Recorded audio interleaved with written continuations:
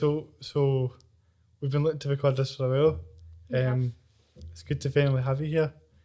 Thanks to Paul for being here as well, because you came in last minute all the time setting things up. Sorted us out.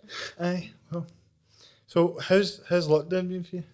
Lockdown has been not bad. It's been a bit all over the place. I feel like some people have been speaking about lockdown as if it's been like they've just been living in the same kind of stage, like in the same house, doing the same thing the full time. But when we went into lockdown, like I was at uni, and I was like, right, I'm getting home. I'm not staying down here.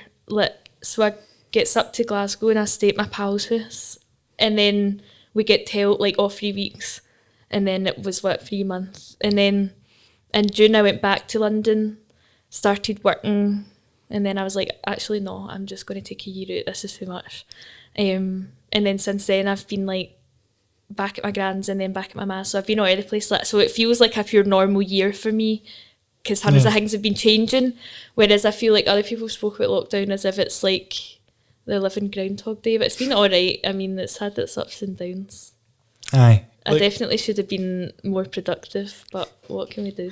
I think everyone said that, to be fair. Like, I had a good spell at first and then kind of fell off it as I went on. Like, the last few weeks when we went back into it, it was like I was spinning, man. I couldn't deal with any of it. But they're actually talking about not really letting, they were talking about not letting students back. Was there not a big thing about not letting students back for Christmas? And all that? I don't know what the script is. They've gave them like a window to go back now, haven't they?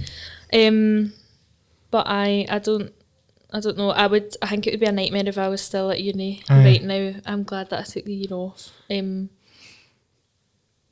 I was talking to you about it and you seemed pretty stressed out about the whole thing. I was at the time, but I'm glad now that I'm away. I feel like so much more creative now, like 3 or 4 months out of art school than what I was there.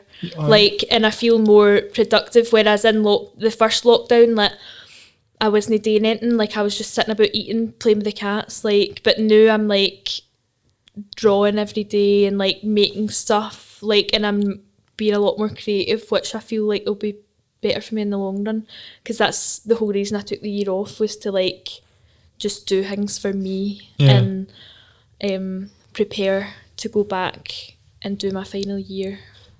What is it that makes you like feel creative that way? Like, because I feel like I'm quite like by the book.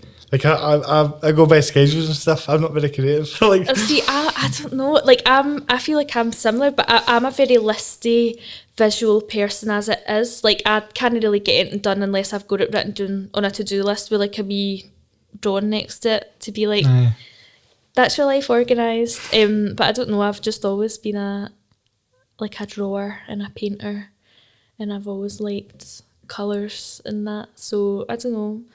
I feel it's always came naturally to me. Like my grandparents, when I was wee, encouraged creativity and all that. And I had an auntie that was pure. She made jewellery and all that. She's a crackpot now, but back in the day, she was quite a woman.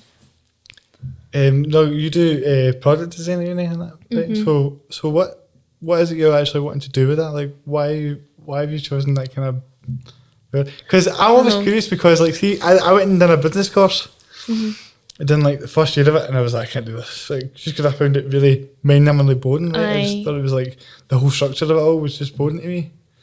So I pulled out of it. But well, in school I was always very like, my favourite subjects were maths and art, so I was going between, like, in 6th year of school I was set to go to like Glasgow Uni or Strathclyde to do aerospace engineering, and then kind of last minute I was like, I don't want to do aerospace, it's just maths. Like I thought it would be like, I'll be like designing planes and all that, pure idiot. But no, so I took a year out when I left school, did a portfolio course and applied to art school to do product design, because I thought that it was like a good middle ground between sciencey stuff and creative stuff. But now in hindsight, I wish that I'd just stayed on the art roads and just done like fine art or jewellery design or something, because product design is very like still very by the book and like very business oriented, and like the marketability of what you make it's all very about that, whereas I just want to make stuff. Do you know what I mean? Yeah, you just want to like Not be restricted. But I do like the course, I do like the degree, and the idea of being a designer, like I think it kind of also comes from like wanting to improve people's lives, like improve the human experience. Like people always say to me, what is product and industrial design, and that, like what do you do in that degree, but it's not really about actually specific. You know, like you don't have a unit where it's like you're designing furniture and then you're designing bottles and then you're designing like clays. It's about applying like a certain type of thinking to the human experience and how to make that better, which I'm sure lots of product designers have done over the years for some of the stuff that we see in here. I've never heard anyone say it like that before. Like I didn't realise that was how it was defined. Quite Design thinking. Aye. It's like this, it's really interesting. I'd love to go into like the kind of postgraduate study of it where you're doing less designing and more just like kind of philosophy and semiotics and like it's like, I don't know, one of my lecturers always says to be a designer is to be like a wee tiny bit of everything, because you need to like bring all these experiences together and improve life or make a statement or stuff like that. Like we do a lot of what's the word? Not semiotic, I just said that word. Speculative. Oh, right, we do a lot of speculative design, which is like designing how to get to work when the rivers overflow. Like if the Thames barrier broke, how would everybody in London get to work? Yeah. And that's supposed to be, it's like 2050, like that's when it'll be set in this design. So then it's like a statement about climate change type of thing. So it's like, it's mental, like it's a pure broad course, which I like because of that, because I'm still a bit like, I don't know what I want to do. So I like that it gives me a lot of options. And for my final year, I'm going to go back and we get a client project, which is like an actual business, has a partnership with the uni. And they give us a brief and we design one thing for them. And then the second half of the year, we have a personal project where we choose the direction. So I'm not 100% set on that yet, but like accessibility and stuff is a major interest of mine for it. Why is that? I don't know. I just think it's always been kind of been my interest since first year, since I started the course. Like a lot of the people there, because it's art school and it's London, like there's nobody really like me there. Like there's nobody, everybody's pure minted. Like we had a project where we had to design a bottle for soap and people were designing bottles that like fit round these big fancy taps and all that, and they were like, look at this amazing design. And I mind being like that, like no normal person's going to buy that. Like that's just you and your millionaire family. Like you're just designing stuff for other rich people to use and be like, oh, this is pure cool. So I don't know, I feel quite inspired by a lot of the principles of like IKEA and whatever, even though they're obviously a big company and I'm not a big fan of big companies, but the whole idea that like nice design and like nice things that are nice to look at as well as nice to use should be cheap and affordable and functional. Yeah. I'm big on that. And they should be able to be used by anyone. It's interesting because that's kind of the same sort of principle of what this podcast is about. You know what I mean? It's like, I didn't really look at it. It wasn't until I had a guy on the podcast called Mick Scarlett. He's in a wheelchair like me, but he has been in a wheelchair for a lot longer than me. And he just was saying these things that about accessibility, about how it's not the kind of disability is the problem, it's more like the actual access to things that's the issue, which you're then applying to everything and saying like more people should be able to access these kind of things. Yeah, definitely. Like there's houses being built right now by local authorities that won't be wheelchair accessible. It's like, why are they doing that? I would think, given how everything's kind of, everybody's trying to be more inclusive and all that, we still don't it's one that goes to the back burner, I think, a wee bit sometimes. Yeah. Like, when you think about disability as like a minority group, like I don't think it's discussed as much as what like sexuality and race and stuff is, but it's a big one. Like it's actually the biggest. Yeah, do you know what I mean? Which is funny. This is something I've only realised recently as well. We're actually the biggest minority when you include all the disabilities. But we seem to be like you say, left like sort of not spoke about for some reason, which is something that even doing the podcast, I've had people that have been like not really wanting to talk about it as much, and you're like, this is what the whole thing's about, kind of. Do you know what I mean? So it's interesting that despite being such a large minority, people kind of shy away from talking about it. Aye, like even if I suppose it's kind of if it doesn't, it's that idea if it doesn't affect you, then you don't really need to think about it. Yeah. And the prevalence of all these kind of other social issues, it's maybe just like everybody else is just a bit louder. Aye. Yeah, well, that's it. That's what I'm trying to do. This is us trying to be louder. We're shouting. Essentially, this is what the podcast is about. Trying to get people talking about that more. Has it was it kind of like that for you before you met somebody like me, or did you always think like that way about people in terms of disability and like? No, was that something new for you? I mean, obviously, as I've kind of grown up a bit and like began to reflect on the world around me, I've always thought about it as like a major issue. Kind of more so now that I've started working the job that I'm working, because I've been doing support work for a man who's not got mobility on his right side. So of working with him like full time, it's been like really eye-opening to see like the amount of things like that you would just never you'd never be like, because he's visually impaired as well, right. So but he doesn't have any aids or anything in his house. He's got like a wee handle in his bathroom and like a shower room, but other than that, this like he's had the council offer to install handrails around his house and stuff, and he said no, like he wants to be as independent as he can. He won't let me make his tea for him or anything. So I need to sit his tea bag and his spoon and all that in a certain place for him to find it. So it was starting that job was insightful, like, and I thought that I was already quite well versed in kind of being able to empathise or look at that experience and be like, right, okay, that's something that's a privilege that I've got. Yeah. But yeah, even still, it's been eye opening doing that job. It's good. It's interesting because you spoke about how he didn't really want any help and stuff. I feel like this is like a thing that people don't talk about enough, where it's like you're kind of when you've got a disability, there's like this thing in your mind because everyone always wants to help you with everything.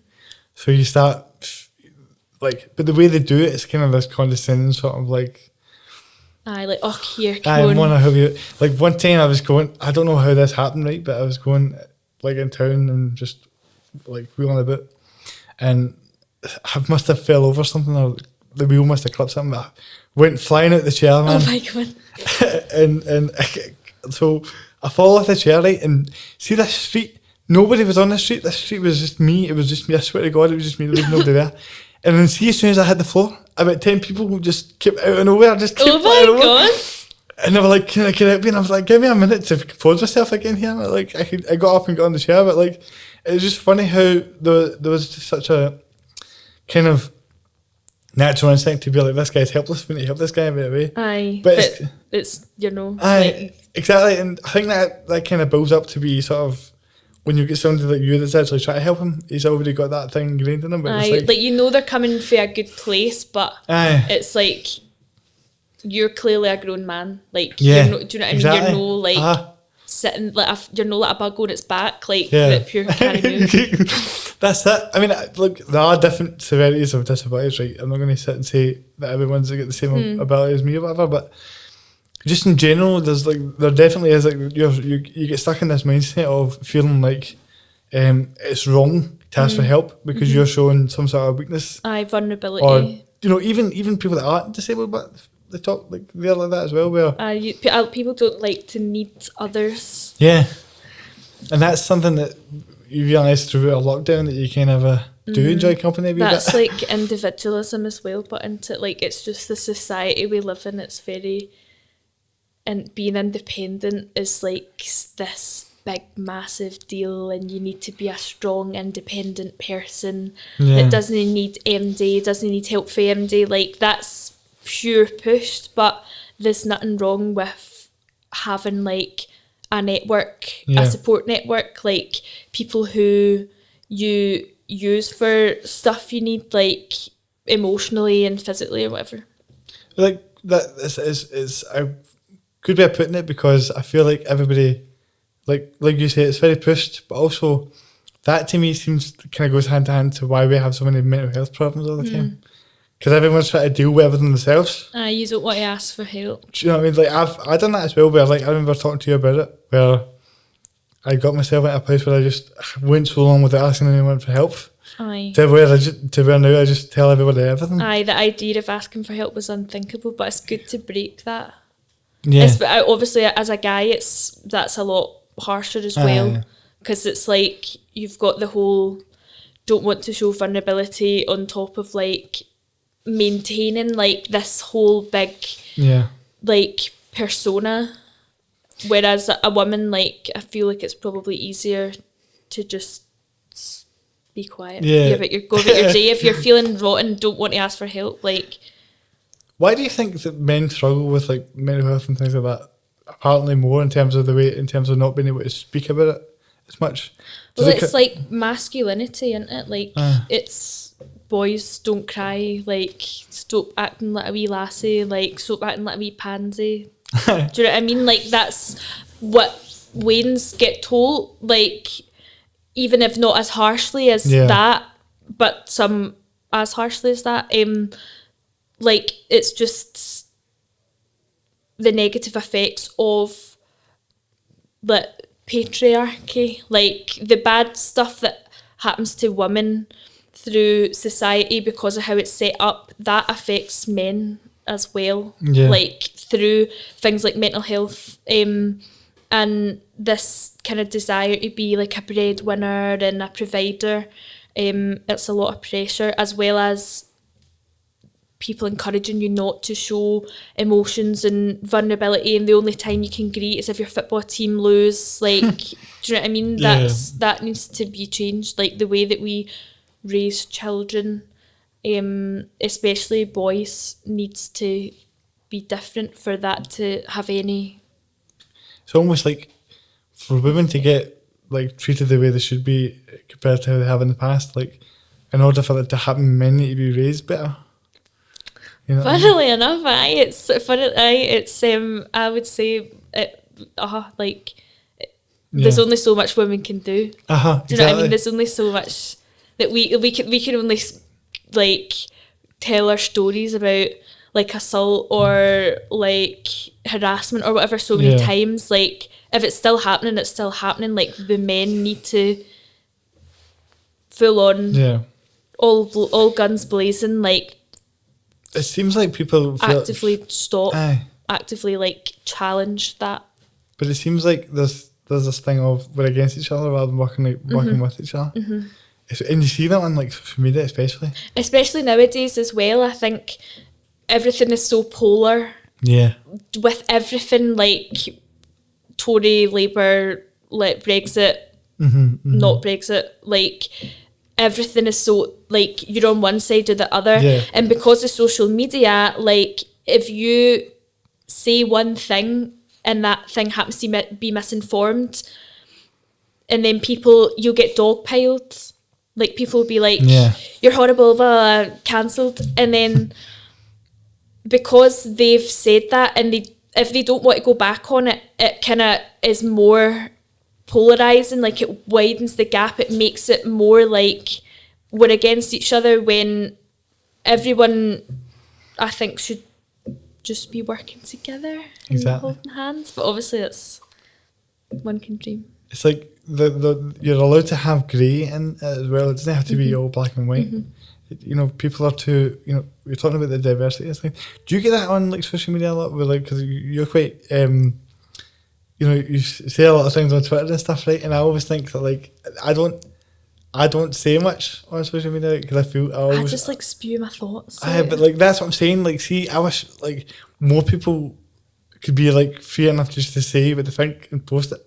A lot of people are, but then a lot of people, the things that they post are a bit like, come on, like why are you being racist? Like, but it doesn't help when you get like leaders like Donald Trump and Boris Johnson. I know, but because that just emboldens that, and it emboldens the polarity of it and the like head sputting of it, and it's like just totally a symptom of like this pure hyper individualism, like going back to that, like it's kind of I've got my opinion and that's what I believe. This my mum's like it. Like my mum's a big like COVID denier, like anti-vaxxer. She's like that.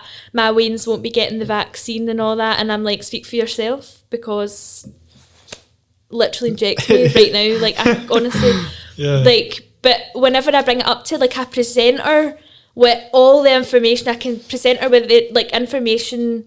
Like in regards to vaccines, in regards to pandemics, the virus, how disease spreads from animals to humans, how conspiracy theories and human psychology and the illusory truth effect and all that affect like how we believe things, and how like if you're bombarded with all this information like on Facebook, do you know what I mean? You're going to believe it. Like you're not above it. No one is above like neuroscience and human psychology. Like the more you see something, your brain tells you it's real.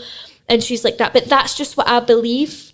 And I'm like, but you're not. So, do you know what I mean? So it's just fully shut off to hearing anyone else's like opinion or actual facts, like actual proven facts. So that's a bit of a nightmare. No, because you get these people that say, like when you look at politics, for example, right? You've got people, whatever party it is, somebody will say that they'll make like a really good argument or something, right? They'll bring up all these facts and statistics, but then somebody else on the other side will just say one line, or but we'll give more money to the NHS and we'll do this, and that's all they remember from the conversation is just that one line of Boris Johnson saying, we'll give 50 million to the NHS or something like that. Do you know what I mean? And then they don't do that. It's all about like these kind of catchphrases things rather than actual looking at the facts and looking at these things. It's like a puppet show, really, isn't it? It's like they're all Boris Johnson and most of the Parliament all went to school together. They all know each other. They all drink the same pub. Like the journalists that asked them questions at press conferences went to the same like 20 grand a term high school. Like it's all just like a wee fun show, I think, for these like rich people to just be like, here we go, here's us, the elite, we're brilliant. And then like the rest of us are just out here. It does make you wonder about the whole... Suffering the effects. I feel like if there was ever a time that's showing you the whole system sort of needs change, it's now. I know, that's so true. We talked about the disabled people there, right? And I feel like, going back to that, with this whole thing, they've sort of been forgotten about. Do you know how many times I've heard people say, oh, it's only the disabled and the elderly that get sick? How bad? And you're like, well, excuse me. Do you know what I mean? I'm right here. Do you know what I mean? It's like, that should be, why do you say that as if that doesn't matter? Well, it's just the elderly and disabled people that get COVID. And you're like, well, that's kind of a big... Very discriminatory, like wildly like out of order to suggest. People, it's just a flu like that kills like elderly and disabled people, so why should I care? Do you know what I mean? It's the same as saying like, kind of in regards to like police brutality in America or whatever, it's kind of like people saying, well, that doesn't happen here, like, so we don't need to worry about it, or like, do you know what I mean? Like, it's just making excuses. It's just their way. They don't want to have to deal with problems that don't affect them. Again, it goes back to the fact that people here in the West, like in the West of the world, are very for themselves, and you can see it in how we've responded to the pandemics in comparison to that of Vietnam, what had no deaths. Vietnam's like a massively collectivist society. Like they do things for the community, they do things for others. Like they wear a mask to protect others, whereas people here in America and Europe, they put their masks on because it's like, oh, I better put my mask on so I don't catch COVID. Whereas it's a completely different mindset in the East, culture. And that's how like the US and the UK and stuff, our deaths have overpassed China's now because it's a completely different culture and it's not the best one in my opinion. Because we were talking about this before the podcast started, right? The whole idea of like culture and particularly Scottish culture, where it's like you can't really be honest about about what you think. Or I mean that kind of feeds into back to the conversation about men and mental health and stuff as well. Like especially in Scotland, you've got pure riddy culture. Where putting yourself out there or anything like that is seen as like, oh my god, look at the state of them, pure gimp, like pure freak. So I think that in Scotland that especially feeds into it, as well as our mad bevy and drugs culture. Like it's just, if you're a neurotypical like able-bodied standard guy, like this, you're expected to watch the football, put bets on, take drugs, like all the time. Don't talk about your mental health. Like, drive a motor, have a bird, have a house, have a Wayne, have a dog. Like, but don't talk about like your mental health. And you've been happy and all that doesn't matter. Do you know what I mean? As long as you meet all those things, and they wonder why the rates of suicide go up. Do you know what I mean? It's like, or why people turn to like drugs, or why people end up alcoholics, or gambling addicts, like how, like why we end up with like social deprivation in general, like other than obviously things like poverty, like the way that we are as a society and the way that we expect like men to be has a massive effect, I think, on like all these issues like addiction and deprivation. See, I find that really interesting because for me, like you're talking about how, you know, because I was in a wheelchair, all those other things you spoke about, where it was important for me to really be over the top with all of them, and nobody really explained to me why that's a bad thing. Do you know what I mean? So all the way through school, I was just drinking all the time and doing all sorts of stuff every weekend, but all of a sudden the weekend kind of flows into the week, and then it all just becomes one big blur. Aye, and it's but that's what happens. And it was only up until like I think it was like a Wednesday, at like 12 o'clock in the day. Oh god! I had like nothing going on. And I just went into town and just went to this bar and just sat in this bar at 12 o'clock, just started drinking, and then I got really Stephen. I woke up the next day and I was like, man, why did you say that? It's absolutely horrendous what I did. What I know, it gets to the point you're just like, what's the script here? Why am I doing this? Like there's nothing else to do really, but but it's been such a kind of switch to being like, now I don't drink at all. Because I was becoming like a borderline alcoholic, it felt like. So, but then when you go and say to people I don't drink, you stop getting invited. It's back like, why don't you drink? Just have a drink. If you're doing the fat hang, like take a drink. Like it's funny, but like people have valid reasons for no wanting to drink. Yeah, but you can't when you talk about like addiction and stuff like that. You can't really with the kind of culture we've got. It's difficult to admit to actually being addicted to something. Aye.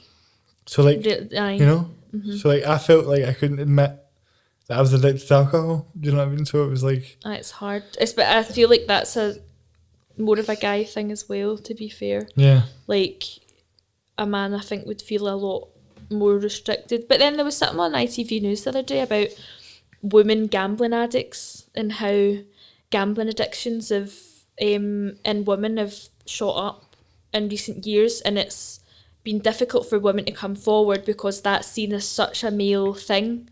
Yeah.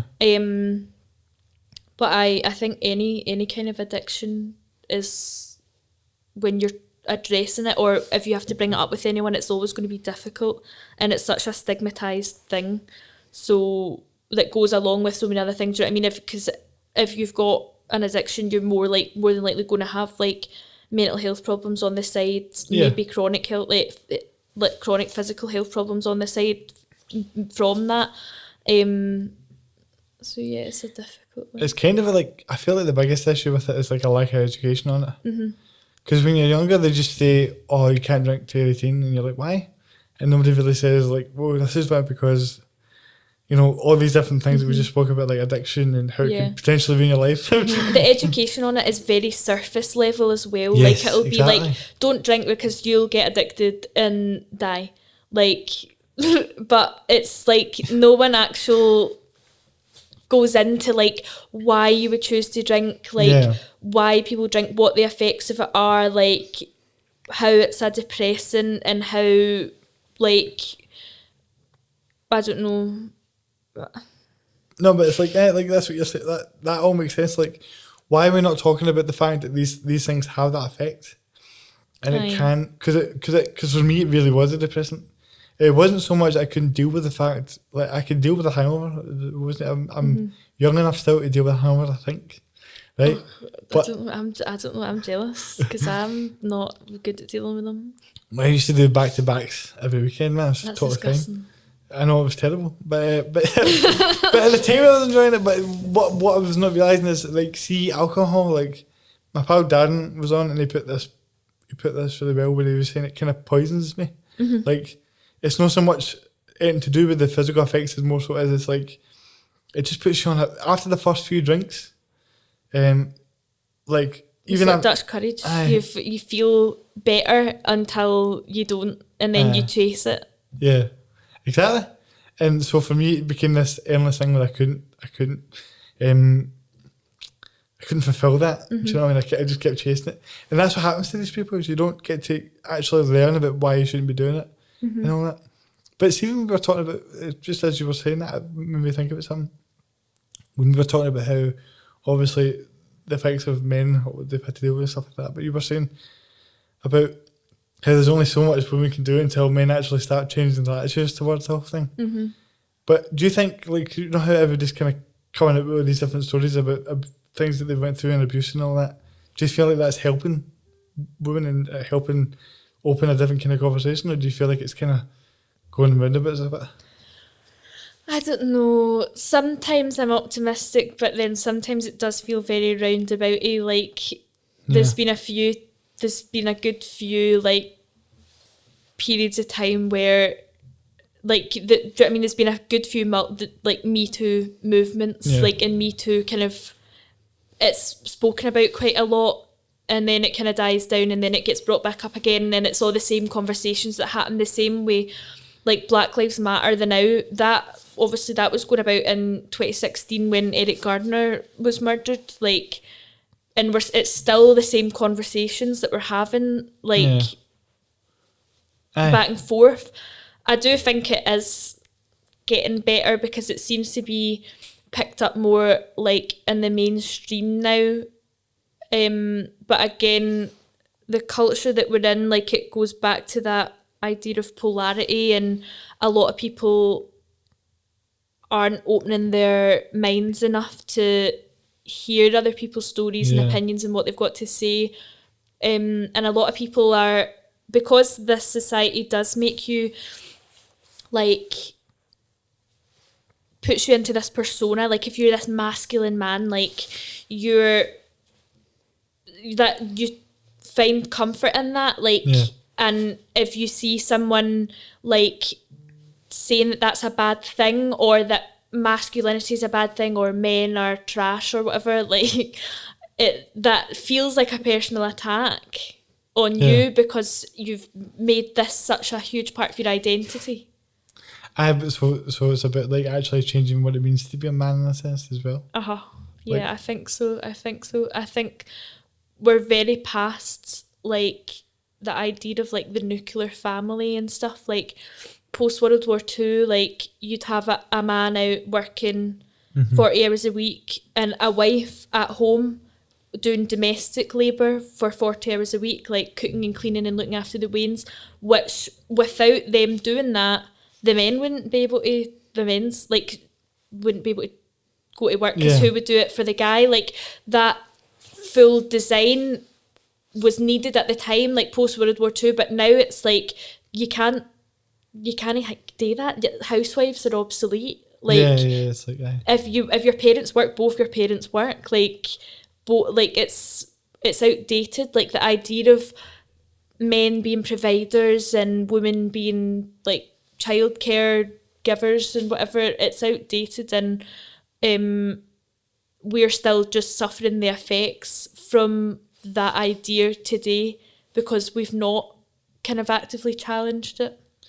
I feel like our generation is becoming more open, like as in it's what started the conversation because we've had more freedom to sort of express ourselves. Yeah, I'd agree.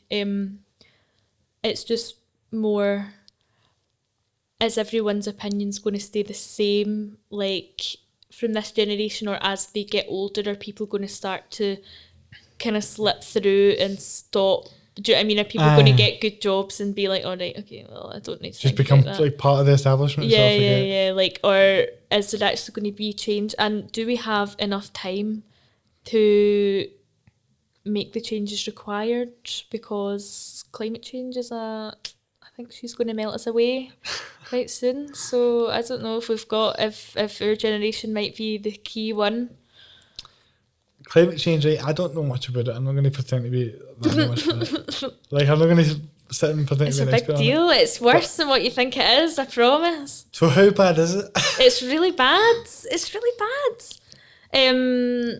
I think biodiversity loss is probably more of a concern. That's like species going extinct in that. Because without them, we can't live. Do you know what I mean? It's like without bees, we can't pollinate. They can't pollinate our food. We can't eat. I see. But the way that we farm our foods and the way that we make our clothes and the way that we travel is all very alarming. And it's like, what, 2100 or something, and it'll be done, dusted. We'll be like Mars. See, because I feel like we have documentaries about this on Netflix, and people are still not. But it's not even an individual. Me and you can't do anything. What are we going to do about climate change? Start using metal straws? So sorry. Like, no, you can swear. All right. Like, it's not. Literally, it is on us, but like, to do our own wee, like, oh wait, I'll get my tote bag to go to the shop.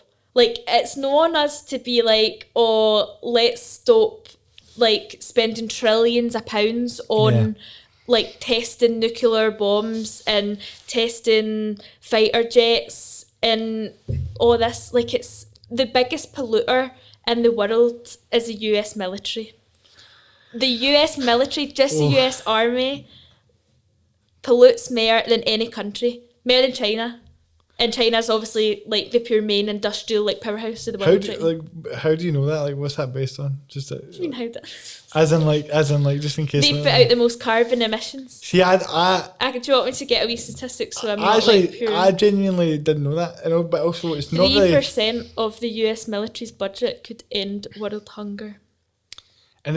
And how mad is that? Because what have we even got military? I mean, what are we going to do about that? Literally, what are we going to how? What are we supposed to do? Literally, what are we supposed to do? So you're saying it's like, but why don't politicians and that do more of this when they have all the facts and all that? Look at Greta. What is that? Greta. Oh, she's amazing, but why is it taking like what? How old is she? Like 13 or something? I think she's like 16. Like I said, we're 16, right? So she's like, she's dead young anyway. She's younger than what you would expect, and yet she's basically. I've learned the most for climate change that I learned from this 16-year-old lassie. For a wee lassie, exactly, and the stuff she says is so insightful and like inspiring. But politicians don't like this. It's so. I mean, we're getting political now, Kieran. Like, it's so. All the worst perpetrators of these like environmental and industrial crimes, Yeah. they're all best pals with the politicians. Like they're all mates. Like all the mad oil barons in America, they all hang about with Donald Trump. Like they're like, do you know what I mean? So nothing's ever going to change because the worst like culprits are being enabled by our politicians, and the system is so. I think it was. Oh God, no, I was going to say. I think George Orwell said that the British political system is so blatantly rigged in favour of like the political establishment that it's near impossible to get any major change through. Like if you look at the last election, like obviously Jeremy Corbyn failed really badly, like because the powerhouse is Britain, and Rupert Murdoch's empire would never have allowed it, like because like this, they don't want an appetite for any politician like Jeremy Corbyn in Great Britain. I hate me quoting George Orwell earlier as well. I'm sorry, that's literally out of order. No, it's alright. But like, even if you look at, like, you only get the two major parties. Like, as in, if you stand independently, you're never going to get any coverage. Exactly. So you need to either be Tory or Labour, and you need to either be in America. What is it? Republic of Democrat. Aye, it's two-party system. It's like locked. It's like this. Like we're locked in what it is. So I think on our base level of like normal humans, I think it's just about taking each day as it comes, like kind of challenging behaviour that you think isn't right, helping people out where possible, working for each other, for your community, like making your goals more community and family oriented and network oriented, like, oh, what can I do for my pals, like I hope they're all right, check in on them, rather than just being like, oh, I'm going to go to uni and get this degree and become a millionaire and it's going to be class. See, have you ever seen that show Afterlife? Ricky Gervais one? There's a scene in that just kind of is almost exactly what you said there, which is he's, the guy, Ricky Gervais is the main character in it, and I can't even mind his name in the show now, but he is obviously struggling with depression and all that, and he's really down and stuff. And he's talking to this woman that he meets on the bench, and she tells him something about like, what if you just focus on helping your own wee sort of circle of people? Because basically there's like a phase in it where he's just an arsehole every day.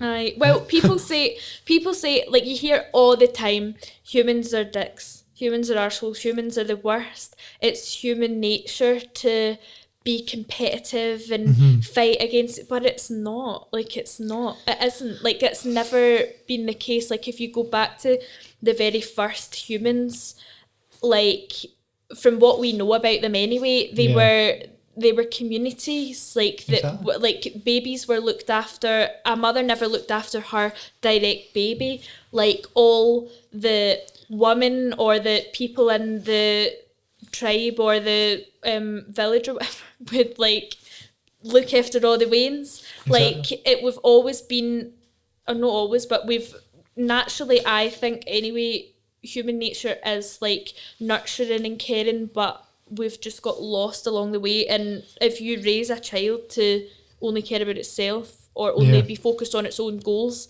and you're doing that to all the wains, then obviously it's going to look like human nature is works like that. But if you look at the most successful like animal societies and kind of societies in the animal kingdom, like ants, bees, wolves, they're all like gangs. They all hang out. Like they look after each other.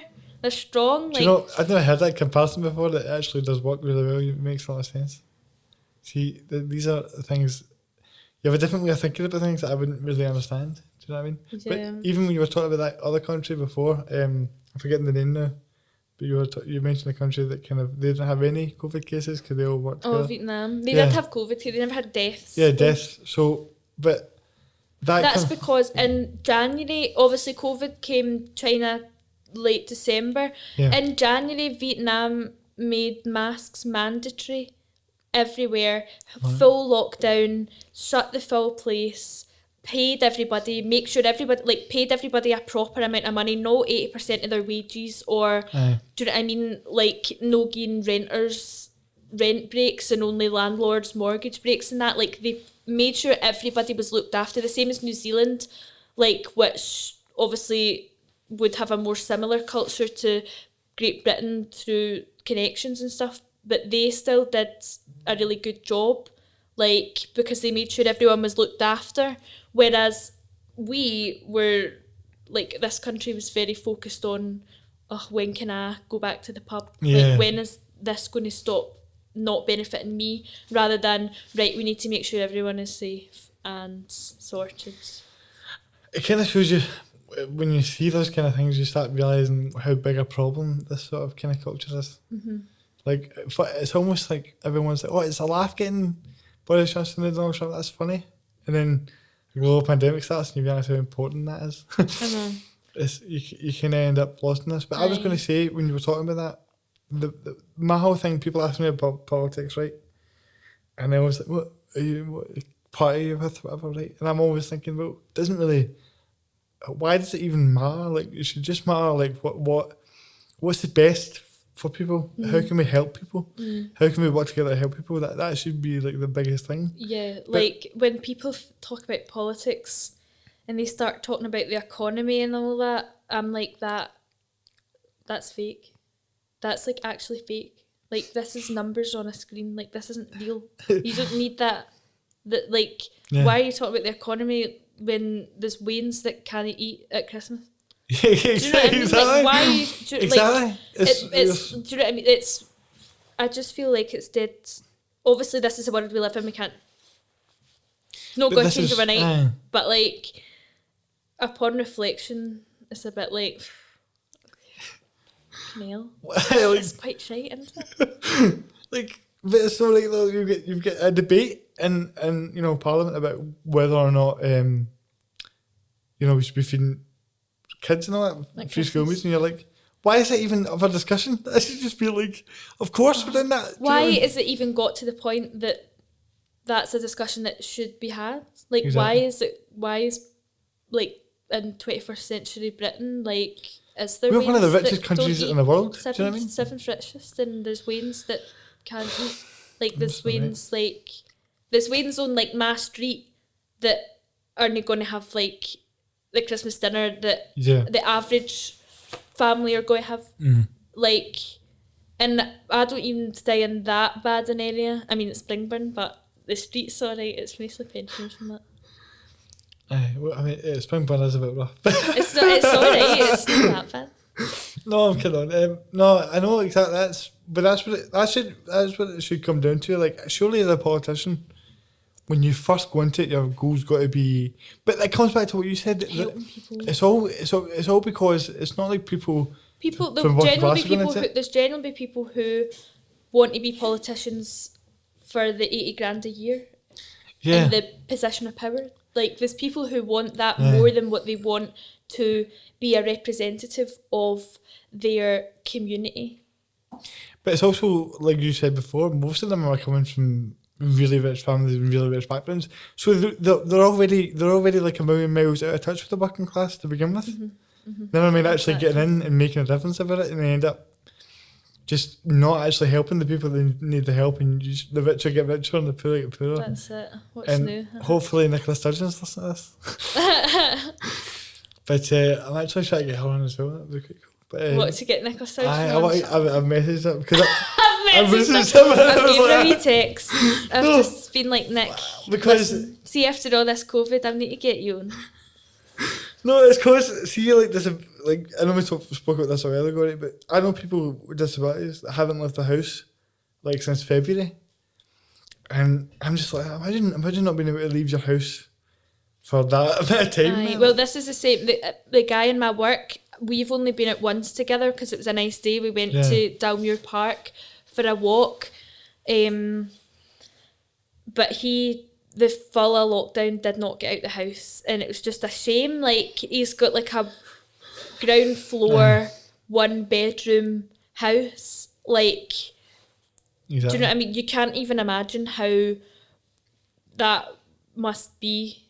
Do you know what I mean? It's different. I mean, it's different if you're living like in a mansion or something. But like, if you're also as well, this is where my kind of gripe comes from it, because I feel like as we got to know the virus more, and as we found out that it was basically people that had kind of, because the people I'm talking about have like things like muscular dystrophy. Aye. So where if they contact it, it probably will kill them. So everything's very high risk. But other than that, like, it's like someone who has an underlying health condition or is vulnerable to it, like, how can you put a value on their life? Like, what's the value? How could you even say it's only the elderly and the vulnerable, as if vulnerable people and elderly people don't contribute? Exactly. Like, loads. Because I feel like, and this is weird because I'm part of the group technically, because I'm in the wheelchair, obviously, right? But as a whole, there's a lot of people within the community of people with disabilities that are very like, you listen to them talk and they're very like, wow, that was really, he or she or whoever is really motivational, you know what I mean? It's like they have a really good perspective on life, because you end up being grateful for things that you do have rather than the things you don't. Which I think so I said something to somebody recently and they were like, well, why are you saying that? When they asked me like, if you could start again and you'd be not in a wheelchair, and like you were just born but you were not in a wheelchair and everything was fine and you were just like quote unquote normal, would you take it? And I'd be like, no, because everything interesting that's ever happened to me in my whole life has been because I'm in a wheelchair. You know what I mean? Like, no, that's, if I wasn't in the wheelchair, there'd be no way I'd be talking to you on a podcast. Do you know what I mean? Like, I mean, that's true. Doing something else completely, and probably, I'd probably be a pure horrible person to be around as well, because I would just be like that guy that's up his own arse, probably. You know what I mean? Maybe. It kind of gave me this sort of perspective of figuring out how to do it right, and then also growing up to realise that maybe the way we're looking at it isn't necessarily the right way of looking at it. But this brings me back to something I wanted to talk to you about earlier that I've just kind of now remembered as we're talking. That's fine. Which is when we were talking about uni and stuff, right? I remember you, like, we were talking about education as a whole. You were telling me about how you were kind of learning certain things, about how it didn't kind of mesh for you, and the best way for you to actually go through education. Do you think that like there's this sort of tendency to put everyone in the same box, and you end up having to go through? Because I don't feel like I learned anything from school really, other than like your fundamental stuff. Well, the schooling system hasn't changed significantly since like the Victorian era, which is when Waynes first started going to school. Right, like they would pile them into classes, teach them how to write, read, do maths, and take orders, and then send them to a factory to work, where they will either do admin, like do accounts, or work on like a supply chain, like factory line. So that the schooling system was just designed to transfer children into like the labour force, and it still is today, like, but it's, do you know what I mean? This what's in, like, it's not valuable. It doesn't, like, it stifles children's imagination and creativity, and like, especially in Great Britain and America, I think it's probably quite bad. I mean, you look at Scandinavian countries, they have their flaws, but their education system is good and it performs well, and people like education and learning, whereas Wayne's here, I don't feel like they're interested. Like, my wee sister didn't go into school this morning, and it was Christmas jumper day. She was like, I don't want to go into school, we're not going to be doing anything, but like, she just doesn't like school. But I'm like that, but why? I loved school. That's because my grandparents raised me to be pure pro school, but now I'm not. Now I'm like, that schools are bad, but I kind of want to be a teacher. To be like a wee change, I think. What's interesting about that is you were saying how it kind of stifles creativity. So was it difficult for you coming out of school and all these things to try and actually discover like the way you were and what you like doing and all these things? Was that how like, because for me it was like I was never particularly creative, so it wasn't like I was trying to discover this part of me that was held down. Yeah. Whereas for you, it's like you're obviously really out there and have really creative and all these things. So was that like a difficult process, or was it, you know? It was eye-opening. Like, when I was in school, I very much found like the majority of my validation on doing well and getting good results. Like, I never got pure amazing exam results, but I did all right. And I used to say, like, when I was in art specifically, like, obviously because I went on to do creative stuff, like in art at school, I used to be like, why am I getting made to paint like fruit in fruit bowls and that? Like, I don't want to be doing this. I want to be like doing big massive paintings. I like different colours and patterns and making big sculptures and all that. But it wasn't allowed because it was just like you had to fulfill a curriculum, like in all this bureaucracy. But I think school should just be more about like nurturing Waynes and like making sure they're in a good positive mindset to go out into the world. Whereas it seems school nowadays is a pure depression pit. Everybody's pure mental in the heads. Do you know what's crazy about that is I've not met anyone that's came out of school and not had like hundreds of issues to deal with, loads of issues to actually go through. I know that for me it was more like I was just I was like a ball of frustration all the time. Like they wouldn't. I remember one time we were in art, right? I wasn't much of a drawer, right? To be fair, right? But I was drawing something. I was starting to draw something, and I swear to God, there was like this assistant that they have attached to my hip basically the whole way through it, and she takes the pencil out of my hand and starts drawing it for me. Oh and drew my the whole God. thing for me and said, look, just say that's yours. And I'm like, why did you just do that? What's the point of me being here if you're going to be the one drawing it? And then the week after that or something, that we were going to play football. And for those who don't know, even though I said it every other podcast, I used to play in goals on my knees, right, basically. And it was never really, obviously my knees are a bit governor for that. Wasn't the smartest thing. But back then I was just doing it all the time. So I'd go up to this Astro pitch, but it had a big, huge, massive ramp because that's what Tumble High School has. So it has it takes me like 10 minutes to get up to the pitch basically. And so if I get to the pitch, come down, and then like I remember like a couple of times I was like, oh, I need to go to the loo, so I'd go to the loo and miss the start of the class. So there was this woman who I just didn't get along with at all, right? I won't name names or anything like that. We just didn't get along at all, man, right? And she came in. And she was like to me, you can't go to the football pitch anymore because you take too long to get back down.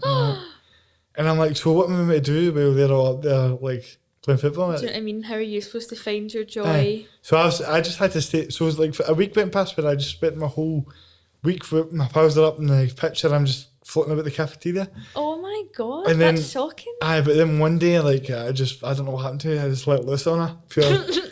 Went off my nut, man, and she was like.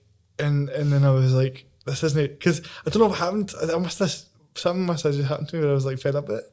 But I was like, this isn't right. I want to go and play football and all that. And then she said, I'm in the office, and my mum came and tore it to shreds, and then I was playing football again next week.